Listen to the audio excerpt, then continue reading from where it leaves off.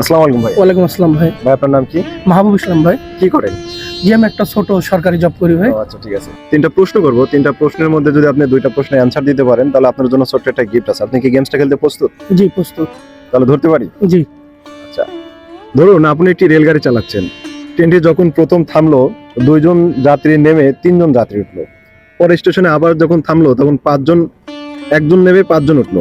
তারপরে আবার স্টেশনে যখন থামলো একজন নেমে একজন উঠলো। আমার প্রশ্ন হলো ড্রাইভারের দাদার নাম। কথা বলবো।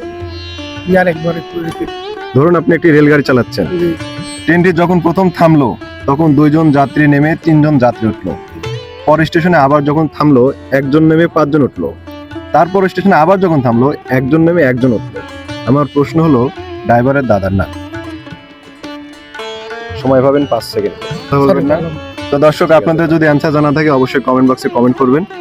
দ্বিতীয় প্রশ্ন হচ্ছে একটি গাছের ডালে 3টি ঘুঘু পাখি বসে আছে। আপনি যখন বন্দুক দিয়ে একটি ঘুঘুকে মেরে ফেললেন তাহলে ডালে আর কয়টি পাখি আছে?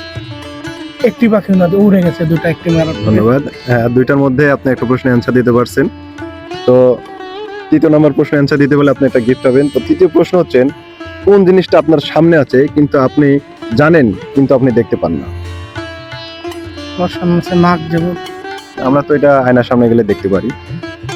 প্রশ্নটা আবার বোঝেন, কোন জিনিসটা আপনার সামনে আছে আপনি জানেন কিন্তু আপনি দেখতে পারবেন না?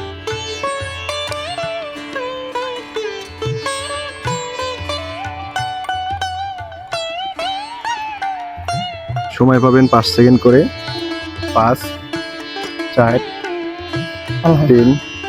তো যাই হোক দর্শক আপনাদের জানা থাকলে অবশ্যই কমেন্ট বক্সে কমেন্ট করবেন। তো ভাই অংশগ্রহণ করে কেমন লাগলো? জি ভালো লাগবে ভাই। আচ্ছা ঠিক আছে, ভালো থাকবেন। আসসালামু আলাইকুম।